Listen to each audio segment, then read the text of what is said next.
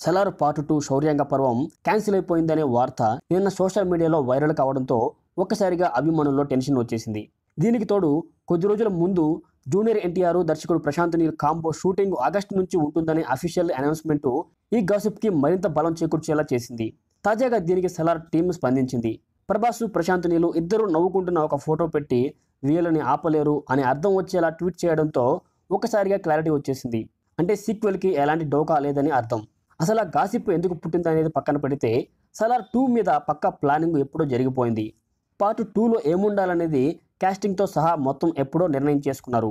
జగపతి బాబు, బాబీ సింహ, శ్రేయారెడ్డి ఇటీవల కాలంలో ఇచ్చిన ఇంటర్వ్యూలు చూస్తే ఈ విషయం క్లియర్గా అర్థమైపోతుంది. కాకపోతే ప్రభాస్ డేట్లు అందుబాటులో లేని కారణంగా సలార్ 2 ఆలస్యం చేసి ఈలోగా తారక్ ప్రాజెక్టు పూర్తి చేయాలనేది ప్రశాంత్ నీల్ ఆలోచనగా తెలుస్తోంది. హొంబాలే ఫిలిమ్స్ సీక్వెల్ విషయంలో రాజీ పడేందుకు ఎంతమాత్రం సిద్ధంగా లేదనే సంగతి మళ్ళీ చెప్పనక్కర్లేదు. కాకపోతే ఎప్పుడు మొదలవుతుందనేది వెంటనే చెప్పలేని పరిస్థితి. ఎందుకంటే ప్రభాస్ ప్రస్తుతం కల్కి తర్వాత వెంటనే రాజాసాబ్ సినిమాతో బిజీ అయిపోతారు. ఆ తర్వాత స్పిరిట్ స్క్రిప్ట్తో సందీప్ రెడ్డి వంగ సిద్ధంగా ఉన్నాడు.